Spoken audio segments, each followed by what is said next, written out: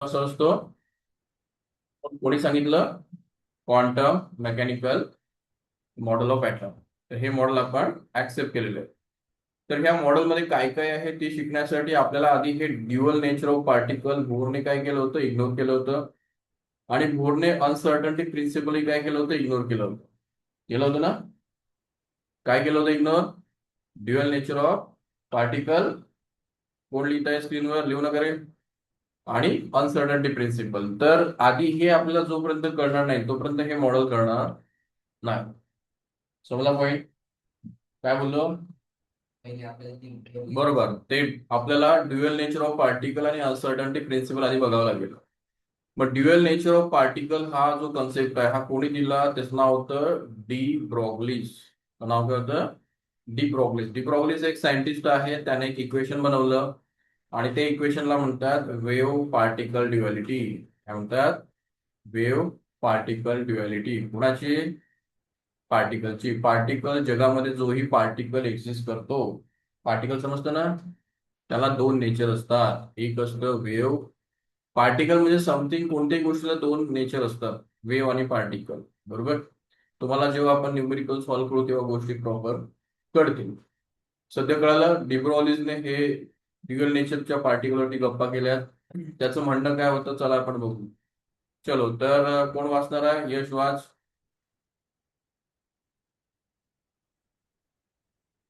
Yash वाचायचंय. Louis de डिब्रॉग्लिस. de Broglie suggested the dual nature of a electron behaving both of a particle and a wave and gave the relationship between wavelength and velocity of an electron.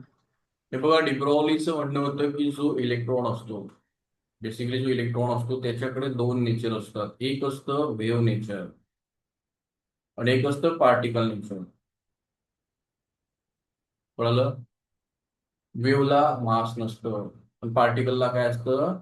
मास असतं. वेव्हला काय असते? Wavelength असते. कळलं गोष्ट? Point clear होतोय? वेव्हला मास नसतं. Light हा एक वेव्ह आहे, त्याला मास आहे का? नाही. पण पार्टिकलला काय असतं? मास असतं. तर डिब्रॉलीचं काय म्हणणं होतं की इलेक्ट्रॉनला दोघेही असतं.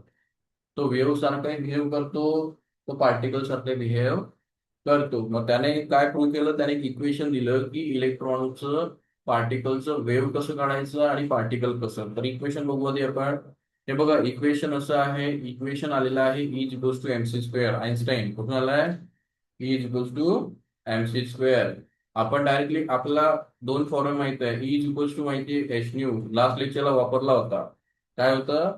Energy of wave. Energy of कोणताही लाईट असेल काही असेल त्याची एनर्जी कशी काढतात?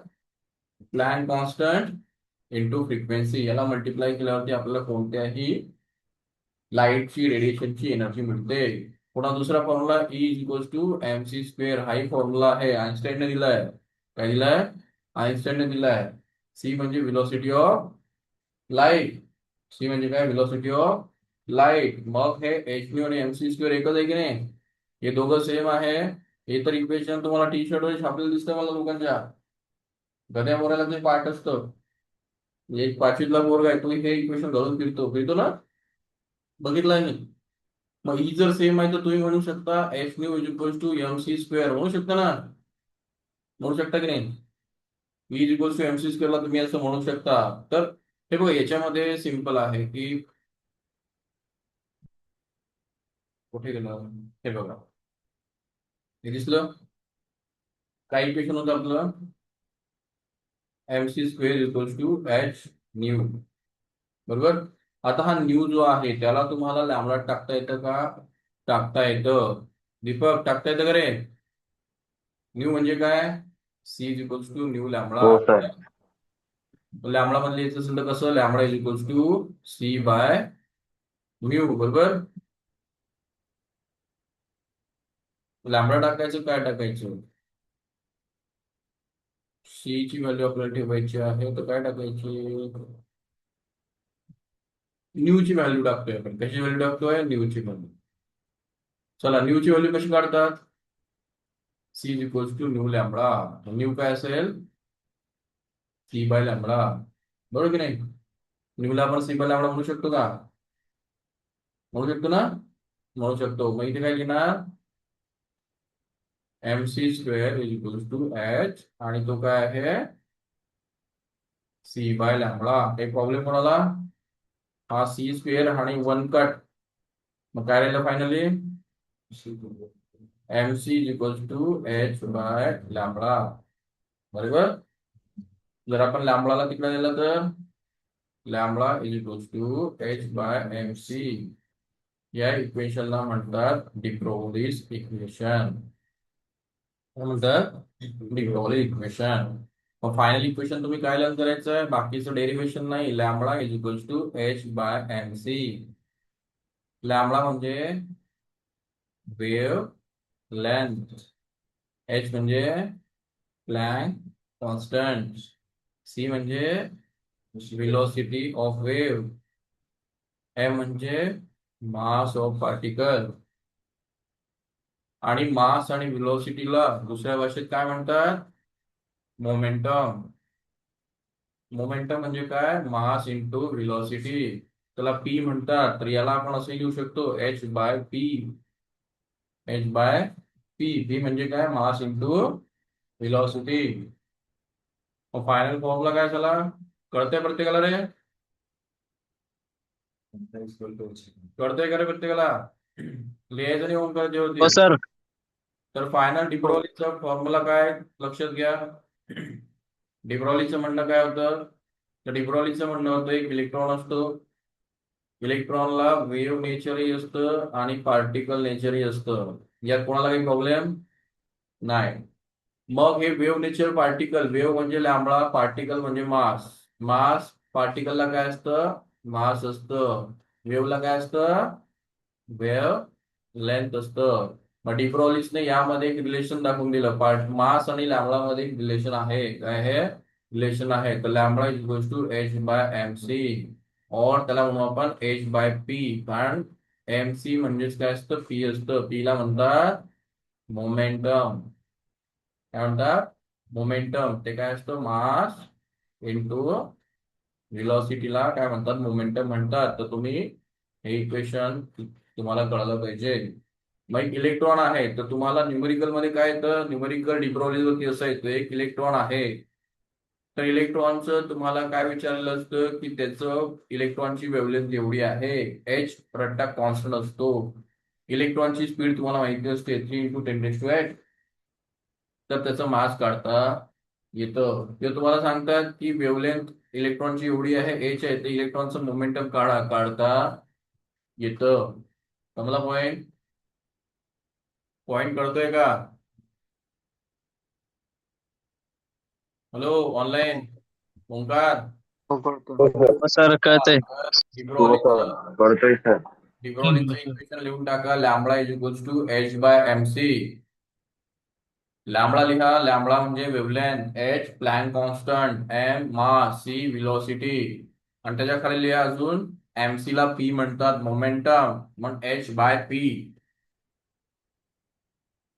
इक्वेशन सोपा आहे आणि एवढा हार्ड नाही आहे.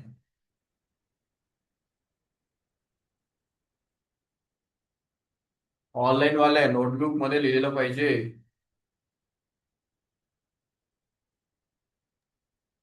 हो सर. हो. Plank constant. कोणता कॉन्स्टंट? प्लॅंक. मागचं बुक ओपन करायचं, त्याच्यामध्ये प्लॅन थेरी आहे. किंवा माझ्याकडनं लेक्चर घ्यायचे नाही, ऐकायचे. काय सुदर्शन, मागचे लेक्चर घे माझ्याकडनं. कॉन्स्टंट आहे, तू मधूनच आलाय. लिहिले इक्वेशन? झालं का?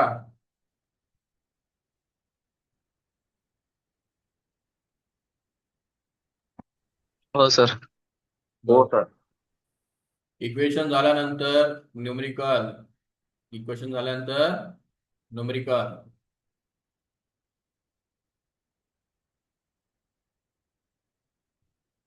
चला, न्यूमेरिकल लिहायचं 2.12. आधी न्यूमेरिकल लिहून टाका. लिहा numerical. What will be the wavelength of ball of mass 0.1 kg moving with a velocity of 10 meter per second? Numerical simple आहे. सिंपल म्हणजे दिसायला तर एकदमच सिंपल दिसत आहे. मोठं लाईन एकदम.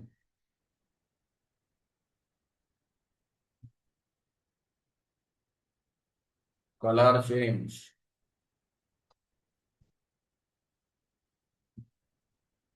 चला दिसते इकडे लक्ष द्या. चला कोण सांगेल मला न्यूमेरिकल मध्ये काय सांगितलंय?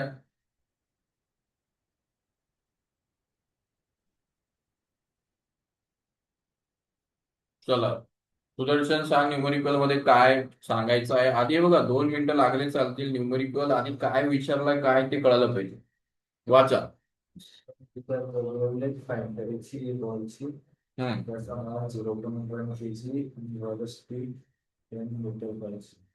हे बघा न्यूमेरिकल फिजिक्स असेल केमिस्ट्री असेल. फिजिक्स मध्ये जर पर्टिक्युलर डायग्राम लागतं तुम्हाला डायग्राम बनवता आली पाहिजे. What with the wavelength of ball. एक बॉल आहे यात काही प्रॉब्लेम नाही आहे. यात काही प्रश्न आहे का? नाही. एक बॉल आहे तर त्या बॉलचं मास 0.1 kg आहे. किती आहे? 0.1 kg. तर मास ऑफ बॉल लिहिणार आपण. मास ऑफ बॉल म्हणजे m is equal to 0.1 kg. kg ला आपण हलवणार नाही कारण युनिट kg असतं. त्यानंतर सांगितलं what is the wavelength of ball. बॉलची वेवलेंथ काढायची आहे. तर वेवलेंथला लॅम्बडा म्हणतात आणि बॉलची वेवलेंथ काढायची आहे. प्रश्न डोक्यात यायला पाहिजे की वेवलेंथ वेवला असते. वेवलेंथ वेवला असते. बॉलला वेवलेंथ असते का? नसते. बॉल समजतो ना? फुटबॉल क्रिकेट बॉल हा बॉल आहे. बॉल समजतोय का रे? यस. बॉलला वेवलेंथ असते का? वेवला असते. पण डी ब्रॉग्लीचं म्हणणं असतो ज्याला मास असतं त्याला वेवलेंथ असते. त्याचं म्हणणंच ते आहे ज्याला मास असतो त्याला वेवलेंथ असते. एक बॉल आहे त्याला काय असणार आहे? वेवलेंथ असणार आहे. कळलं का? मग एक बॉल आहे त्याची वेवलेंथ काढणार आपण काही प्रॉब्लेम नाही. मीटर मध्ये काढणार आपण. आणि त्याची व्हेलॉसिटी दिली आहे बॉलची. तर व्हेलॉसिटी सी असते. किती आहे? 10 मीटर पर सेकंड. मग डिब्रॉलीचं इक्वेशन जर वापरायचं असेल आपल्याला तर काय असतं? Lambda is equal to h/mc. आधी इक्वेशन समजून घ्या. इक्वेशन डिब्रॉलीचं म्हणणं आहे जगात कोणी असेल ज्याला मास असतं त्याला वेवलेंथ असते. ज्याला वेवलेंथ असते त्याला मास असतं. ते फाइंड आउट तुम्ही इक्वेशन करू शकता. म्हणून डी ब्रॉग्ली फेमस आहे. आता नेमाडे सर आहे. नेमाडे सरला मास आहे का? यस. नेमाडे सरचं स्वतःचं एक वेवलेंथ असतं असं डी ब्रॉग्लीचं म्हणणं आहे. डी ब्रॉग्लीचं म्हणणं आहे dual nature of the particle. पार्टिकलला दोन दोन नेचर असतात. तो वेव्ह मध्ये असतो आणि तो मास मध्ये असतो. कळाला इक्वेशन? मग डिब्रॉलीचं काय म्हणणं आहे? डिब्रॉलीचं म्हणणं नीट आहे का? डिब्रॉलीचं म्हणणं होतं की हा जो नेमाडे आहे नेमाडेचं जर मास वाढलं तर वेवलेंथ काय होईल? कमी होईल. काय होईल? कमी होईल ना? डिनॉमिनेटर आहे ना? तर भैया ज्याचं मास जास्त त्याची वेवलेंथ कमी. मग आपण बॉलची वेवलेंथ काढत फिरतो का? नाही. ते सॉल्व्ह करण्यासाठी आहे. पण भैया ज्याचं मास मास एकदम निग्लिजिबल आहे त्याचं वेवलेंथ तर काढावं लागेल ना? आता इलेक्ट्रॉन आहे त्याचं मास किती आहे? निग्लिजिबल. मास किती आहे? भैया त्याची वेवलेंथ जास्त असेल ना? मग एकतर वेवलेंथ जास्त असते नाही तर एकतर मास जास्त असतं. फुटबॉलचं वेवलेंथ मॅटर करत नाही कारण त्याच्याकडे मास जास्त आहे. पण इब्रॉलीज म्हणतो इलेक्ट्रॉनच्या जर गप्पा करताय तुम्ही तर तुम्हाला मास पेक्षा महत्वाचं काय? वेवलेंथ. समजतंय का? पण तुम्हाला एका प्लेनचंही तुम्हाला वेवलेंथ काढता येतं. सर्वांचं काढता येतं. इक्वेशन समोर आहे. इक्वेशन समोर आहे. कळालं का रे? चला जीवन लिहा. Mass of ball 0.1 kg. Velocity of ball 10 metre per second. आणि डिब्रॉलीचं इक्वेशन का लावायचं आहे? का लावायचं आहे? मासही दिलाय वेवलेंथ ते दिलाय. असं एकच इक्वेशन आहे त्यात मास वेवलेंथ दोघे येतात. मास काय सांगतो तुम्हाला. न्यूमेरिकल मध्ये कन्सेप्ट कळाला का? आणि अजून कळाला नसेल तर लक्षात घ्या. एक बॉल आहे. बॉल समोर 0.1 kg आहे. तो एका स्पीडने पडतो आहे. सिंपल आहे. बॉल चाललाय पुढं. डिब्रॉलीचं म्हणणं आहे त्याची वेवलेंथ काढा. समजतोय पॉईंट? बॉल चाललेला आहे, तुम्ही किक मारला, बॉल रस्त्याने चाललाय, त्याची वेवलेंथ काढता येते. ट्रेन चालली, त्याची वेवलेंथ तुम्हाला काढता येते. फॉर्म्युला काय टाकायचा? Lambda is equals to H by M V. V टाका किंवा सी टाका, काही टाका. मग चला पुट करा. एच ची व्हॅल्यू फिक्स असते. काय असते? 6.626 इंटू 10 किती? -34. याला म्हणतात प्लँक कॉन्स्टंट. याला काय म्हणतात? Plank constant. दुसरं काय असतं? 6.626 इंटू 10 - 34. 0.1 kg आहे. किती आहे? 0.1 kg आहे. केजीला केजी मध्ये ठेवतो आपण. आणि 10 मीटर पर सेकंड. मग बोला याला सॉल्व्ह कसं करणार? हा 0.1 म्हणजे मला तर 10 - 1 दिसतो ना, असतो की नाही? 10 म्हणजे किती? 10 - +1. -1 + 1 तर संपले ना ते, बरोबर की नाही? 1 राहिला ना फक्त. काय राहिला?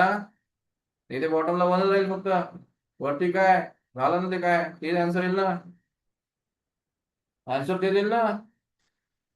1 झालं ना खाली. सॉल्व्ह करायचं, मॅथ आहे, डोकं लावायचं. यस, आन्सर लॅम्बडा मीटर मध्ये येईल. का? सर्व मीटर मध्ये घेतलं हो. होतं, मीटर पर सेकंड. म्हणून आन्सर हा. मीटर. लॅम्बडा म्हणजे. Centimetre speed. स्पीड जर सेंटीमीटर मध्ये असती तर आन्सर कशामध्ये आलं असतं? वेवलेंथ सेंटीमीटर मध्ये. मीटर हो. पर सेकंड मध्ये स्पीड होती, आन्सर कशाने होणार? मीटर मध्ये. वेवलेंथ मीटर मध्ये असते. हो. चला तर न्यूमेरिकलला थोडं होमवर्कला मॉडिफाय करा. होमवर्क काय मॉडिफाय करायचं? होमवर्क बॉलच आहे, पण भैया बॉल आता 0.1 केजीचा नाही आहे. आता बॉल भैया किती आहे? 6.6 केजीचा आहे. किती केजीचा आहे? चला यश, बॉल 6 kg.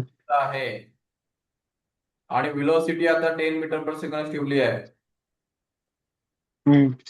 तर भैया कॅल्क्युलेट वेवलेंथ. स्क्रीनशॉट घे, ग्रुपला टाक. ट्राय करायचा. एच ची व्हॅल्यू रटून घ्यायची, काही तुम्हाला कोणी देणार नाही. सीईटीला वगैरे दिली तर चांगली गोष्ट आहे. काय असते व्हॅल्यू? हो. 6.626 इंटू 10 - 34. कळाला कन्सेप्ट? डिब्रॉलिस कसा ओळखायचा? डिब्रॉलिस हो. फॉलो करायचं असेल, हॅलो सुदर्शन इकडे रे, वेवलेंथही दिलेली असते आणि मासही दिलेलं असतं. कोणतं? वेवलेंथ आणि mass. Lambda is equals to H by M C. जेव्हा असं इक्वेशन येईल तेव्हा डिब्रोला आठवण घ्यायचं. चला पुढचा प्रश्न.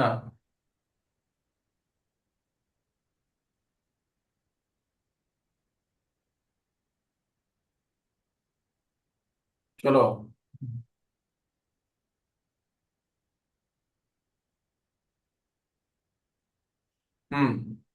2.14 लिहा. चला न्यूमेरिकल लिहा. Calculate mass of photon with wavelength. Photon म्हणजे लक्षात घ्यायचं लाईट. फोटॉन म्हणजे लाईट. एक लाईट चाललाय, बरोबर? त्या लाईटचा तुम्हाला मास काढायचा आहे. काय काढायचं आहे? मास काढायचा आहे. त्या लाईटची वेवलेंथ किती आहे? 3.6 इंटू 10 अँगस्ट्रॉम. मग तुम्ही म्हणणार लाईटला मास असतं का? डिब्रॉलिन म्हणतो असतं. त्याला वेवलेंथ आहे, त्याला मास आहे. जगामध्ये प्रत्येक गोष्टीला मास वेवलेंथ दोघंही असतं. फोटॉन म्हणजे लाईट. काय यश लिहिलं का? लिहिलं का रे? हो. हो. हो. चलो नेक्स्ट. काय करावं लागेल आपल्याला? त्याला डिब्रोलिस बसतो का तिथे बघायचं. डिब्रोलिस का बसतोय? बोला.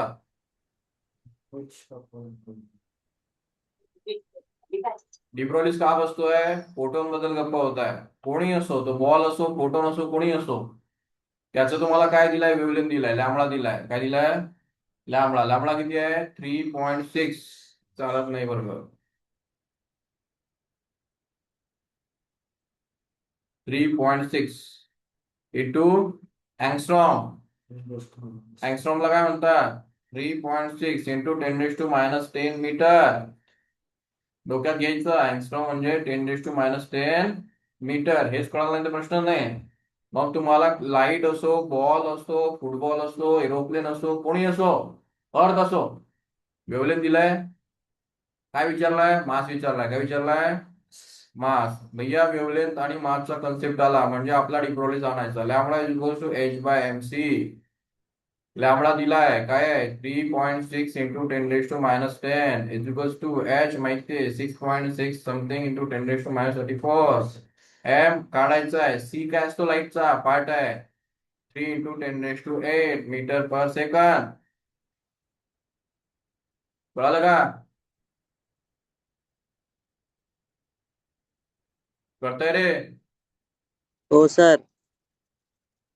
चला फायनल कसं काढावं लागेल हो मग? सर. -34 रटून घ्यायच्या गोष्टी.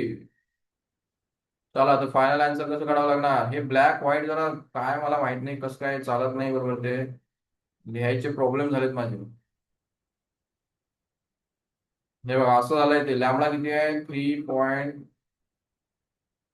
3.6 into 10⁻⁻10 is equals to 6.626 into 10⁻⁻34. Mass किती काढायचा आहे? व्हेलॉसिटी 3 इंटू 10⁸ असं सिच्युएशन आहे. मग काय करायचं? सर्व सर्व ते 10 वगैरे मॅनेज करायचे बरोबर की नाही? एम काढायचं आहे ना. एम ला तिकडे न्यायचं, याला खाली आणायचं. कसं होईल? 6.626 हा 10⁻⁻ काय 34 डिवाइड बाय हा खाली आणायचा 3.6 इंटू 10⁻⁻10 इंटू 3 इंटू 10⁸ बरोबर. हे सर 10 क्लब करा. हा 10 हा 10 हा 10. कसं करायचं? एकाला 10 ला जाण्याचं. हा मायनस वर 34 वरती, हा मायनस वरती आल्यावरती प्लस, हा मायनस हा प्लस वरती आल्यावरती मायनस. सर्वांचा आन्सर एकत्र लिहायचं आणि आन्सर बाकी काय लिहायचं मग? हे 6.62 बस एवढं झालं तरी झालं. 3.6 इंटू 3 एवढं सॉल्व्ह करायचं. कळालं का? हे जमत नाही तर तरी त्याला कन्वर्ट करायचं इकडे. 10 ला फिरवायचं नाही इकडे. 10 ला आधी सॉल्व्ह करून घ्यायचं. आन्सर घरी ट्राय करायचं. आन्सर आलं पाहिजे केजी मध्ये. कशामध्ये? केजी मध्ये. ट्राय करा. चुकलं 10 वेळा चालेल, सॉल्व्ह करावंच लागेल. चला तर आपलं फोटॉनचं आहे. वेव्हलेंथ चेंज करा. वेव्हलेंथ किती करा?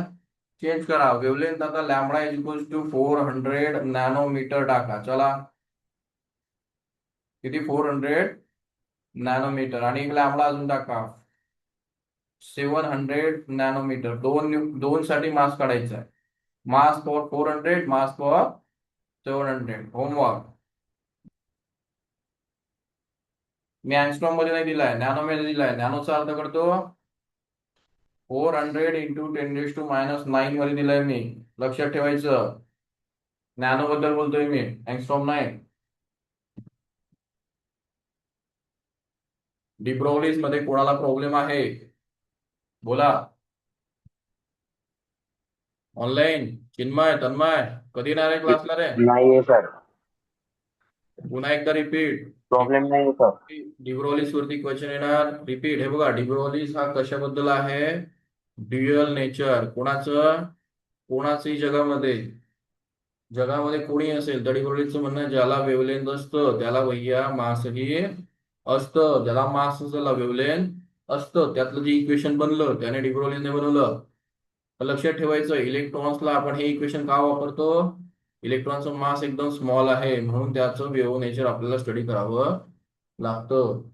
इलेक्ट्रॉनच्या मासच्या गप्पा करतो का आपण? नाही. का नाही? ते छोटे आहे म्हणून मग आपल्याला इलेक्ट्रॉनला वेव्ह म्हणावं लागलं.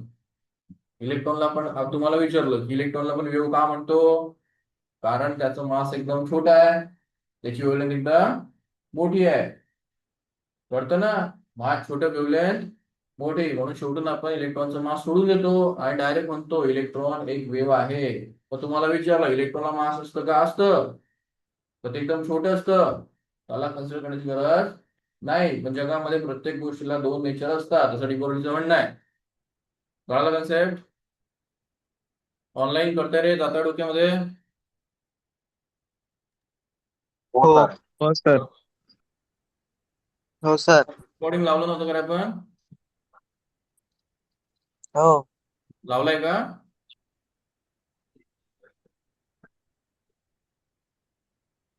ओके, चालू आहे. ठीक, बरं झालं. नेक्स्ट जो इम्पॉर्टंट कॉन्सेप्ट आहे, आजच आपण दुसरा टॉपिक शिकतो आहोत, त्याचं नाव आहे हिंजरबर्ग. हे बघा, दोघंही क्वेश्चन्स सीईटी, जेई, नीट कोणताही पेपर काढा, तुम्हाला प्रश्न दिसणारच आहे. नवीन मॉडेल आहे. तर नेक्स्ट मार्क करायचं हिंजरबर्ग अनसर्टन्टी प्रिन्सिपल लिहायचं आहे, लिहून बघायचं आहे. चला लिहा, हिंजरबर्ग अनसर्टन्टी प्रिन्सिपल. स्पेलिंग नीट बघा, HEISENBERG, हिंजरबर्ग.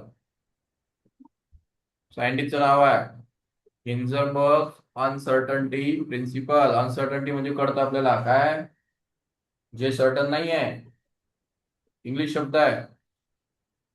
प्रिन्सिपल कळतं आपल्याला काय तर एक हिंजरबर्ग सायंटिस्ट आहे, त्याने एक प्रिन्सिपल सांगितलं, बोर्डने त्याला फॉलो केलं नाही, म्हणून बोर्डचं मॉडेल आपण फेल केलं. काय केलं? फेल केलं. तर हिंजरबर्गचं म्हणणं काय होतं? हिंजरबर्गचं म्हणणं एकदम सोपं होतं, पण समजायला 10 मिनिटं, अर्धा घंटा लागतो. चला, कोण वाचणार आहे? दीपक, वाच हिंजरबर्ग.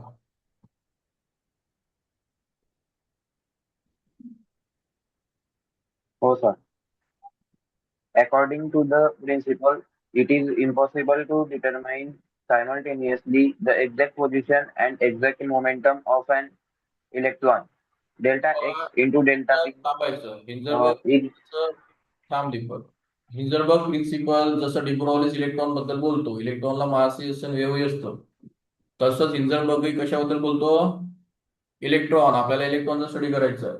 आणि हिंजरबर्गचं म्हणणं होतं की इट इज इम्पॉसिबल. इम्पॉसिबल समजतं ना? इम्पॉसिबल, असं इम्पॉसिबल आहे की सायमल्टेनियसली तुम्ही ऍट अ टाइम इलेक्ट्रॉनचं पोझिशन, इलेक्ट्रॉन ऍटम मध्ये कुठे आहे, आणि इलेक्ट्रॉनचं मोमेंटम, मोमेंटम समजतं, म्हणजे जी विलॉसिटी काढू शकत नाही. मोमेंटम म्हणजे मास इंटू वेलोसिटी, समजतंय? आणि पोझिशन म्हणजे लोकेशन. एक्झाम्पल घ्या, हा एक न्यूक्लियस आहे, न्यूक्लियसच्या बाहेर हा इलेक्ट्रॉन आहे. ते इंजरचं म्हणणं आहे की तुम्ही एकतर त्याचं लोकेशन लोकेट करू शकता किंवा त्याची विलॉसिटी काढू शकता. दोघंही ऍट इन्स्टंटला काढू शकत नाही. एक तर विलॉसिटी मिळेल, तर लोकेशन मिळेल, दोघेही एकत्र सापडत नाही. आता एक्झाम्पल, हा एक, चला हे पण आधी एक्झाम्पल बघू. आता एक इथून एक मुंबई आहे, हे दिल्ली एअरपोर्ट आहे, इथून एक प्लेन निघलं, चला प्लेन चाललाय, चाललाय की नाही? ह्या टर्मिनलला आणि ह्या दोघांना माहिती असतं प्लेन एक्झॅक्ट लोकेशनला कुठे आहे, त्याची स्पीड किती आहे, हे दोघांना माहिती असतं. माहिती असतं की नाही? कारण ते प्लेन आहे, आणि ते प्लेन आहे, त्याचं मास जास्त आहे. ते ऑब्जेक्टच आहे ना, तो पार्टिकल आहे ना, पण भैया तो मोठा आहे. मोठ्या ऑब्जेक्टचं लोकेशन आणि विलॉसिटी आपल्याला डिटेक्ट होते, पण ऍटम मध्ये इलेक्ट्रॉन हा एकदम काय आहे, छोटा आहे, मायक्रोस्कोपिक आहे. तर तुम्हाला एकतर त्याचं लोकेशन कळेल, नाही तर विलॉसिटी कळेल. जगात असं एक्झॅक्टली आतापर्यंत इलेक्ट्रॉनची स्पीड आणि इलेक्ट्रॉनचं लोकेशन डिटेक्ट झालेलं नाही की होणार नाही. समजताय? असं कोणाचं म्हणणं आहे? हिंजरबर्ग. आतापर्यंत का शिकतोय आपण? कारण अजून हे प्रूव्ह झालेलं नाही, आपल्या इलेक्ट्रॉनचं एक्झॅक्ट लोकेशन किंवा विलोसिटी एकत्र सापडत नाही, म्हणून आपण याला यस म्हणतो. काय म्हणतो? यस म्हणतो. सर पण जेव्हा ते वेलोसिटीला ट्रॅव्हल करणं स्टार्ट करते हम्म, त्या पोझिशन जे स्टार्ट करते ते सोबत भेटू शकतो. कसं? म्हणजे एक इलेक्ट्रॉन इलेक्ट्रॉन स्टार्ट करतो. आता मी म्हटलं की ही अर्थ आहे, हा सन आहे आणि अर्थ आहे. अर्थने कधी स्टार्ट केलं तुला माहिती का? म्हणजे सांगू शकतो की सर अर्थने स्टार्ट केलं? त्या स्पीड हा ना, म्हणजे मला सांग ना, आता मला अर्थची पोझिशन काढायची आहे. आणि अर्थ एक अर्थ बद्दल बोलू, अर्थने, तू म्हणतोय की अर्थने स्टार्ट केलं, आपल्याला लोकेशन कळून जाईल, बरोबर की नाही? पण आपल्याला माहितच नाही ना, त्या सोडियम भोवती इलेक्ट्रॉन कधीपासून फिरतोय, तो सोडियम ऍटम कधीपासून एक्झिस्ट करतोय. तो तर अर्थ बनण्याच्या आधी होता. एक कसं असतं माहितीये का पॉइंट तुम्हाला, तुला माहिती का आपण अर्थ बनली कशी, माहिती का तुम्हाला? बिग बँग थिअरी वगैरेच्या आधी अजून काय माहिती का तुम्हाला? तुम्हाला माहिती काय की स्टार्स कसे बनतात, क्लाउड्स, माहिती तुम्हाला?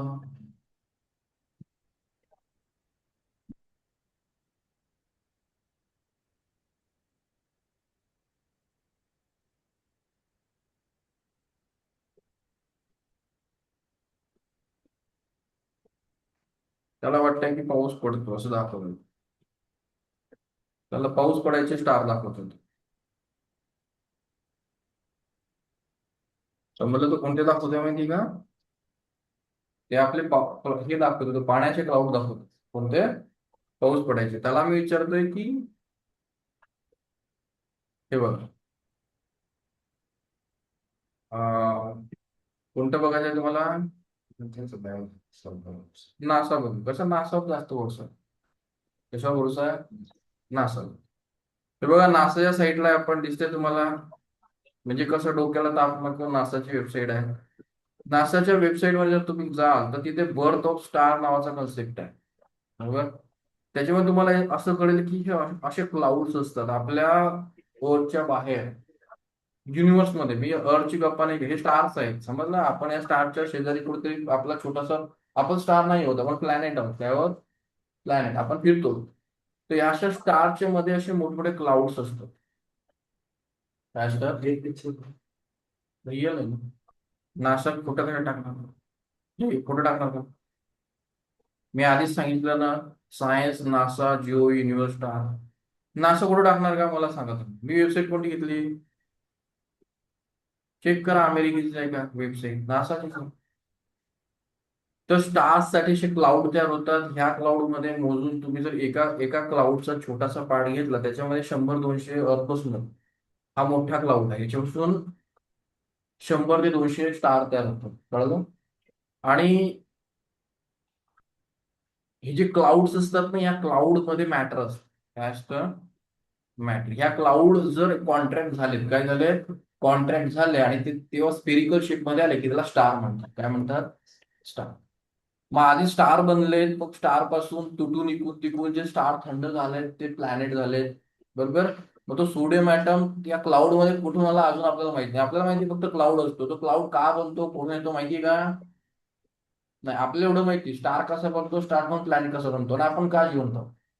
त्यामुळे तूही सांगू शकत नाही की सोडियम ॲटम क्लाउड मध्ये, स्टार मध्ये होता, तो अर्थ वरती आला. तो क्लाउड मध्ये कधी कोणापासून आला माहिती कसला? म्हणजे इलेक्ट्रॉन कधी होऊन फिरतोय भैया, आपण जेव्हा एक्झिस्ट करत नाही, काय नाही, तेव्हापासून ह्या सोडियमच्या भोवती इलेक्ट्रॉन फिरतात. तुझ्या प्रश्नाचं उत्तर आहे की तो कधी स्टार्ट होतो हे कोणाला माहित नाही. तुझा प्रश्न संपला इथेच. बरोबर की नाही? तुझ्या प्रश्नाचं उत्तर ते संपलं. आता अर्थ फिरते आहे. आता बोल की आता अर्थचं लोकेशन ट्रेस होतं कारण ते मोठी आहे. मग भैया इलेक्ट्रॉन फिरताना ना, सायंटिस्ट अजून हे शोधतायत की ऍटम मध्ये दिसतो कसा, त्याला कॉम्प्युटरने बघता येईल का. एआयचा सर्वात मोठा उपयोग कुठे होतोय माहिती का? की ऍटम मधून कसा दिसतो आपण शोधतोय. आपण इलेक्ट्रॉनला अजून शोधतोय. मिनिंग सिंपल आहे की आपण न्यूक्लियसच्या बाहेर, हा न्यूक्लियस आहे, हा न्यूक्लियस आहे. तुम्हाला मी पुढे शिकवणार की हे ट्रॅक वगैरे मी शिकवले ना, फर्स्ट शेल, सेकंड शेल, असे एक्झिस्ट करत नाही. मी सांगणार. कारण बोर मॉडेल संपलं, आपण नवीन मॉडेल मध्ये आला होता. हे जे रस्ते चक्रा मारले ना, first shell, second shell, third shell, मी पुढे म्हणणार हे चुकीचं आहे, वेगळं आहे थोडं. पहिली स्टेप कळाली तुम्हाला? पहिली स्टेप काय? इलेक्ट्रॉन सापडत नाही, सापडला त्याची स्पीड सापडेल, नाहीतर एक तर त्याचं लोकेशन सापडेल. एक तर लोकेशन बघा, नाहीतर एक तर स्पीड बघा, दोघं एकत्र बघू शकत नाही. पण का बघू शकत नाही याचा आन्सर काय म्हणायचं याचं आन्सर काय आहे हिंजरबर्गचं, की जर तुम्ही लोकेशन म्हणजे पोझिशन आणि मोमेंटमला व्हेलॉसिटी म्हणतात, दुसऱ्या भाषेत काय म्हणतात? व्हेलॉसिटी. तर भैया हे सापडायला गेले तर त्याच्यामध्ये एरर तयार होतो, अनसर्टन्टी तयार होते. आणि ती किती असते? हे बघा, delta x. Uncertainty in position, location find out करताना त्याच्यामध्ये एवढा एरर येतो. अनसर्टन्टी समजतं ना? एरर. पोझिशन फाइंड आउट करताना त्याच्यात एवढा एरर येतो. आणि दोघांना जर मिक्स केलं, दोघांना जर मल्टिप्लाय केलं तर तो एरर याच्यापेक्षा जास्त होतो, h/4π पेक्षा, थोड्यापेक्षा. हे बघा, सायंटिस्टने काय असंच इक्वेशन नाही बनवलं. इक्वेशन समजून घ्या, समजायला 4 घंटे लागले तरी चालतील. हिंजरबर्गचं म्हणणं होतं की हा न्यूक्लियस आहे, हा इलेक्ट्रॉन फिरतो आहे, याचं लोकेशन फाइंड आउट करा. लोकेशन आपण XYZ मध्ये काढतो, एक्स मध्ये काढतो. कशामध्ये काढतो? Distance x. तर याचं लोकेशन फाइंड आउट करण्यामध्ये एवढा एरर येतो.